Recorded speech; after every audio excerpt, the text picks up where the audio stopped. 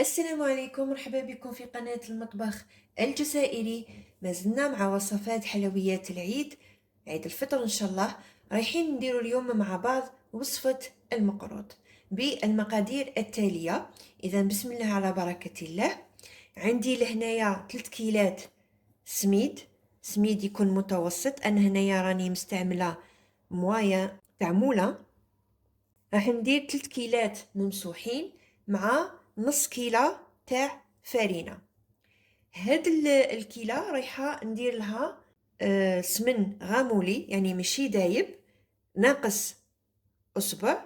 رايحة نكمل الباقي بالزيت هكذا.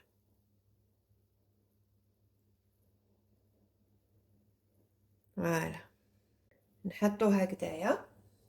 وعندي لهنايا كيلة تاع مزهر أوما، خليط بين مزهر أوما. وعندي لهنايا مغرفة صغيرة تاع الملح ومغرفة صغيرة تاع السكر. إذا نبداو بسم الله على بركة الله والصلاة والسلام على رسول الله. نفرغ السميد. عندي هنا 3 كيلات ممسوحين، وعندي لهنايا نص كيلة تاع فرينة. ندير مغرفة صغيرة تاع الملح ومغرفة صغيرة تاع السكر، تحبوا ديروا لافاني ديروا. اذا نخلط كل شيء مع بعض، نخلط هكذا النواشف هكذا. نجيب السمن ورايحه نبسبس السميد نتاعي. نحاول ندخل السمن مليح في الحبيبات تاع السميد. حكوا هكذا بيديكم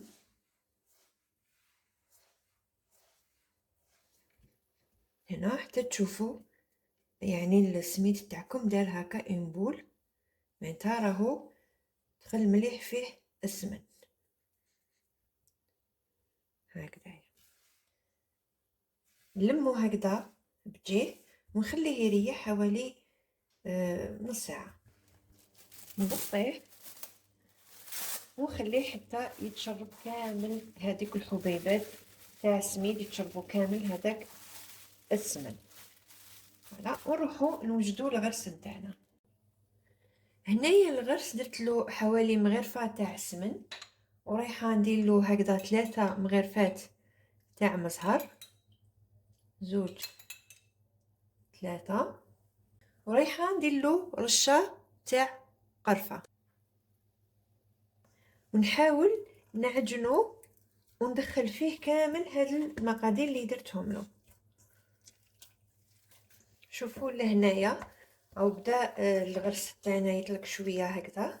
انا هذه النوعيه تاع الغرس تاع الميزان، شريتها ونقيتها ونحيت منها كامل العلف حتى تولي لكم تعجنوها حتى تولي لكم هكذا طريه.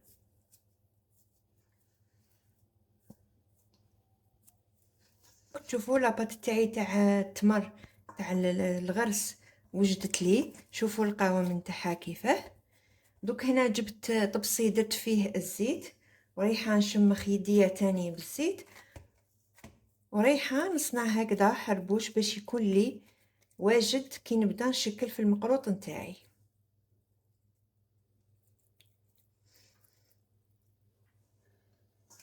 هنا كي تعجنوه بهذه الطريقه يعني ما كله تروحوا تفوروه ولا هكذا. شوفوا الطري يعني ميم كاع واش يكون يابس يولي لكم هكايا طري. دوكا نروح نشوفوا الخليط نتاعنا تاع السميد ونبداو نشمخو فيه. هنا بعد ما ريح السميد نتاعي شوفوا كيفاش ولا هذوك الحبيبات كامل تشربوه. هنا تحسوا كي شغل راه معلك كي تمسوه هكا هكذايا، تعرفوا باللي السميد تاعكم تبسس ما شاء الله. هنايا نبدا قلت لكم هنا عندي كيلة تاع ماء ومزهر، وشنو ماشي راح نديرها كامل، ندير بشويه هكذا ونخلط هكا غير بالاصابع. نزيد شويه بسم الله.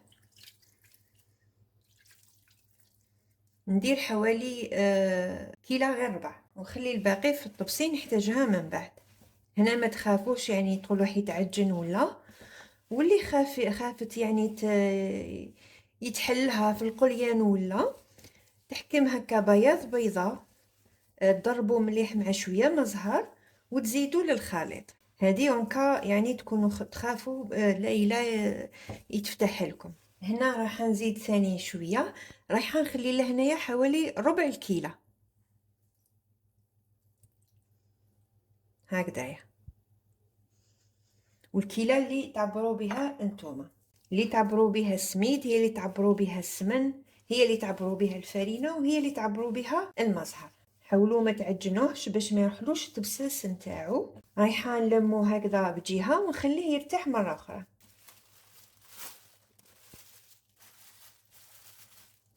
بعد ما خليت المقرص تاعي يريح ساعه، هنا كما كنتوا تشوفوا الحبيبات تاع السميد تنفخوا شويه.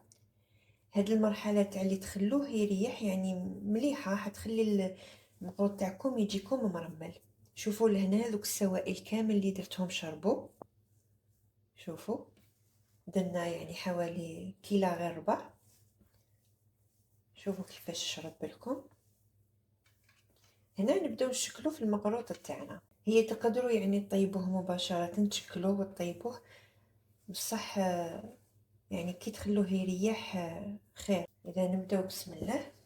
نجيب هكذايا كميه، نحطها هكذا قبالة في بلون دو طرافاي، نرشها ربع كيلة اللي قعدت لي تاع ما ومزهر هكذا غير شويه. ما تخافوش حتى ولو حسيتوا باللي بدا يتعجن لكم، تقدروا تزيدوا هكذا كميه تاع السميد هكذا. هو ديجا راه مبسس يعني ما تخافوش. هنا واش رايحه ندير؟ عندي لهنايا راح نزرزرو هكذا، ونخدم الحربوش تاعي فوق السميد. نفتح هكذا،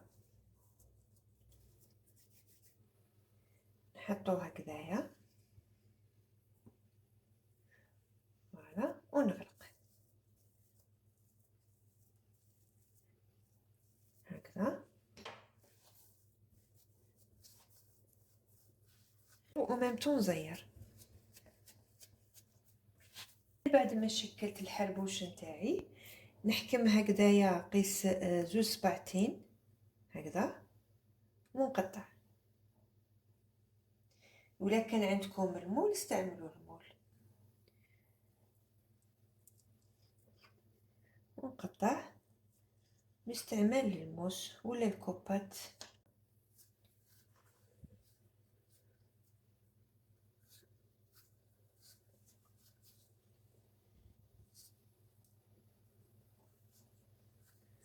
شوفوا الحبة تاع المقروط نتاعنا جات ما شاء الله.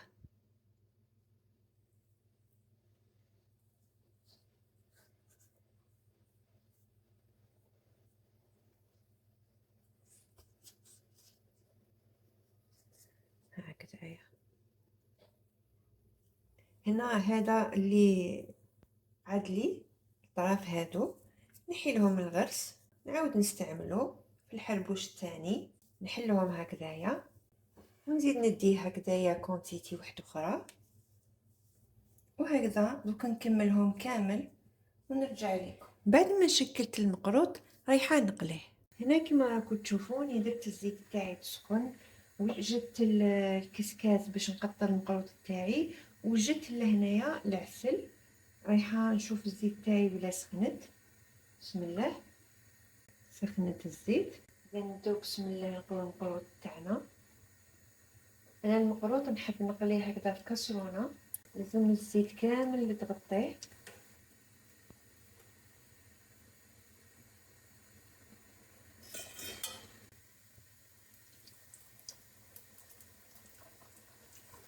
هنا نخلوه شويه يقطر ونحطوه في العسل. لازم يتعسل هو وسخون، والعسل لازم تكون بارده.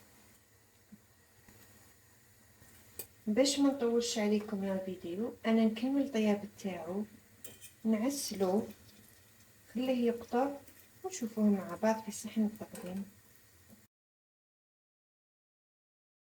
كيما راكم تشوفوا وجدت وصفتنا تاع اليوم اللي كانت مقروط المقلة اللي درتو بالغرس. انا عطيت لكم مقادير مضبوطة. جاء المقروط مرمل ومعسل حتى للقلب. ان شاء الله تجربوه وتنجحوا فيه. والسلام عليكم ورحمة الله تعالى وبركاته.